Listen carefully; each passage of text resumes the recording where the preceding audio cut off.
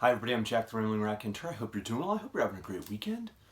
We are in books 41 through 80 of Njal's Saga for Sagalong 2021, and it continues to be a fantastic reading experience, although a little bit different from the first quarter of the saga that we had read last week.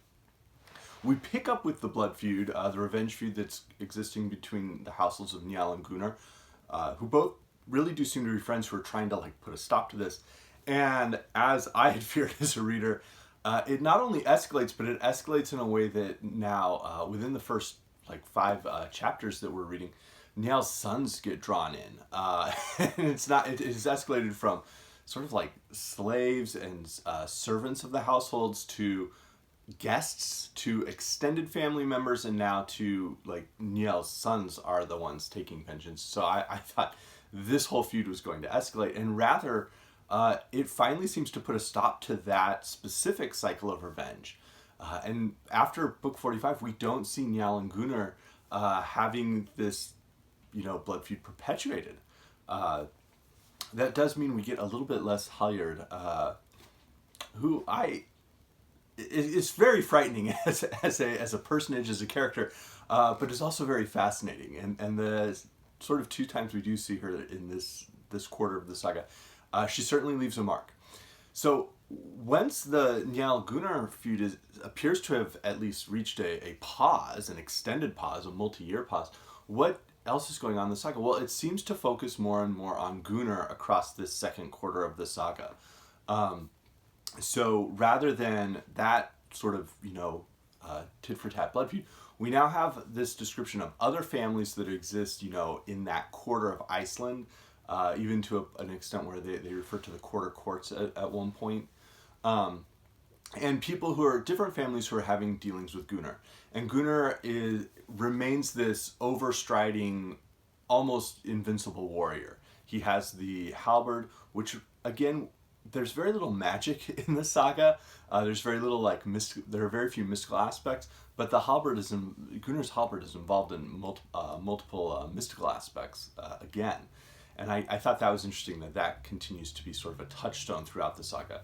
But we see Gunnar getting involved just in different feuds with other people who are very clearly lesser individuals in the mind of the teller or the writer of this saga than Njal. Njal remains this almost otherworldly individual. He does not seem interested in revenge.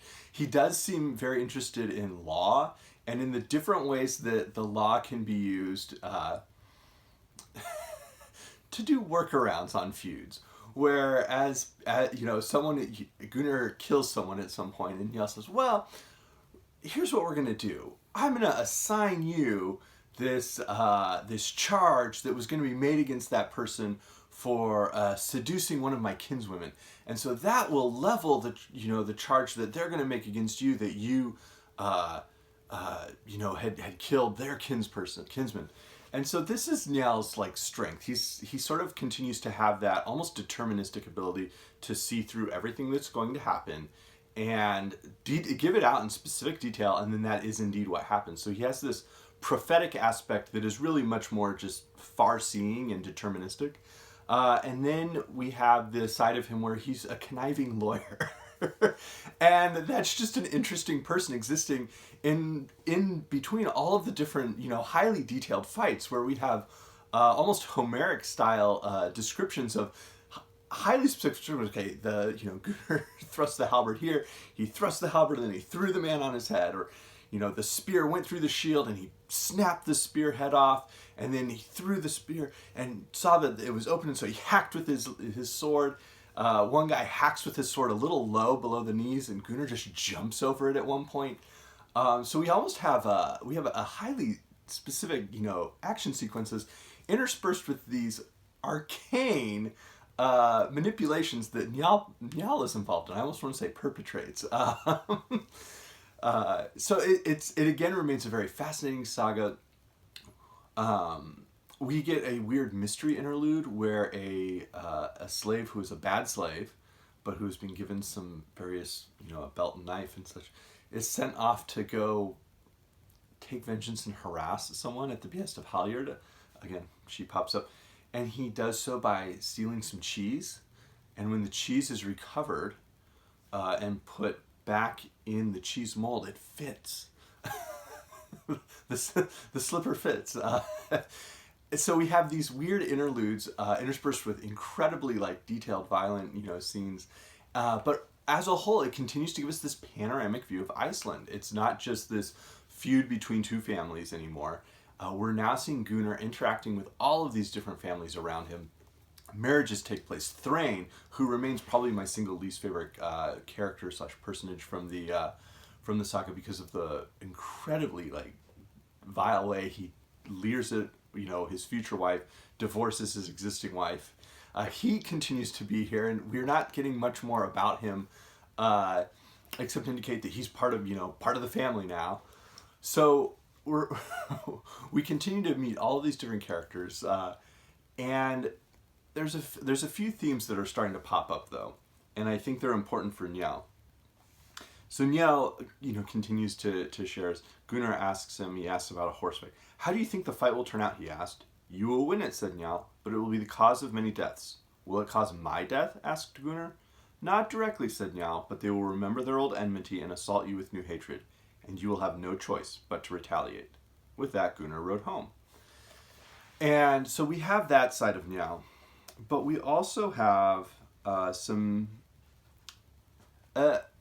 side where he's introducing almost his philosophy, and perhaps a theme of the saga itself in Book 70. And they're complaining about various ways Njal is contriving countersuits, in a sense. It is no breach of settlement, said Njal, for a man to have lawful dealings with another. With laws shall our land be built up, but with lawlessness laid waste. And that becomes very critical. That, in fact, becomes that sums up what happens with Gunnar, where Njal can contrive various ways to follow the law, keep aspects of revenge within the law, especially when one's own life is consistently being threatened. But he's very clear around the laws have to be upheld.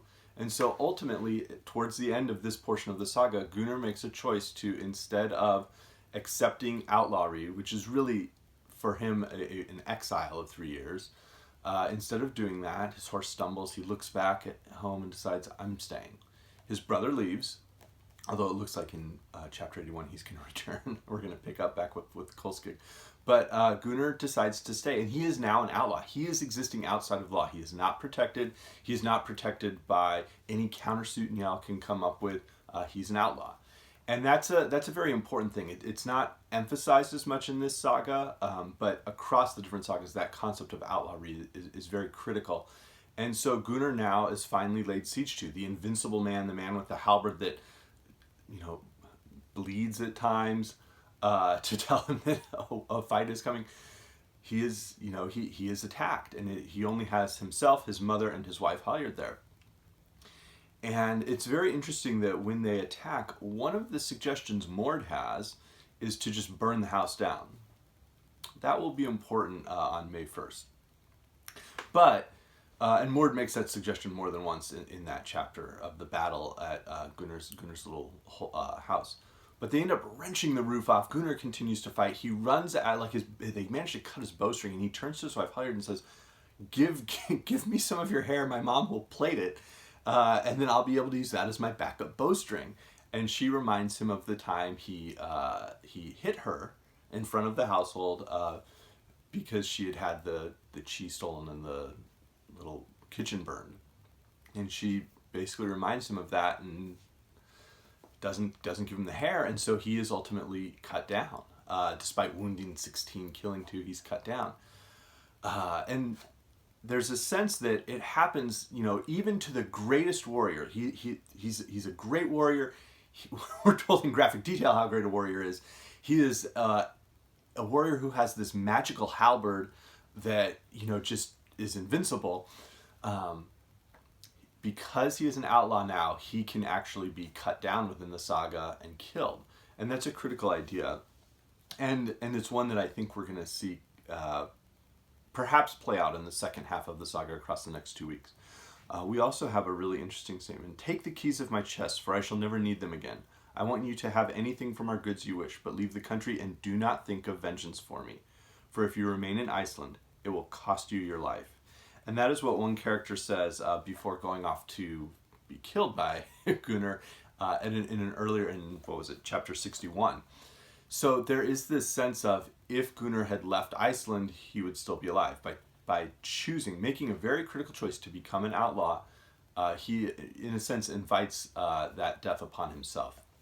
So, again, this is remaining an incredibly fascinating saga. It's one that I'm really enjoying. I will add a couple of quick notes of other works I was reminded of.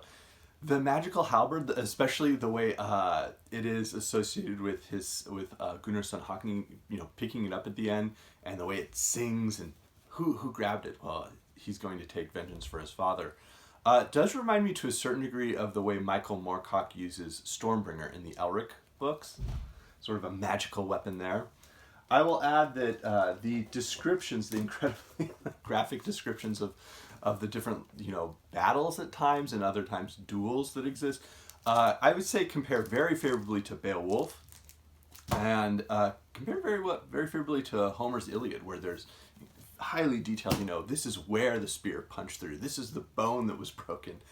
And then the other book I was reminded of as the little countersuits and the plotting pursued was Charles Dickens' Bleak House, where he has a send-up of the English law courts with the Jarndyce and Jarndyce lawsuit, and how ridiculous that can be at times. And there are times where Njal is successfully advising Gunnar, and people complain about it. And as a reader, I go, I can see that. I don't know that I would want to be, arrayed against this mind and this warrior working together. So this was chapters 41 through 80 of Njal Saga. I hope you're enjoying it. Let me know what you've thought. Let me know if there are other connections you're finding as well. And have a good weekend.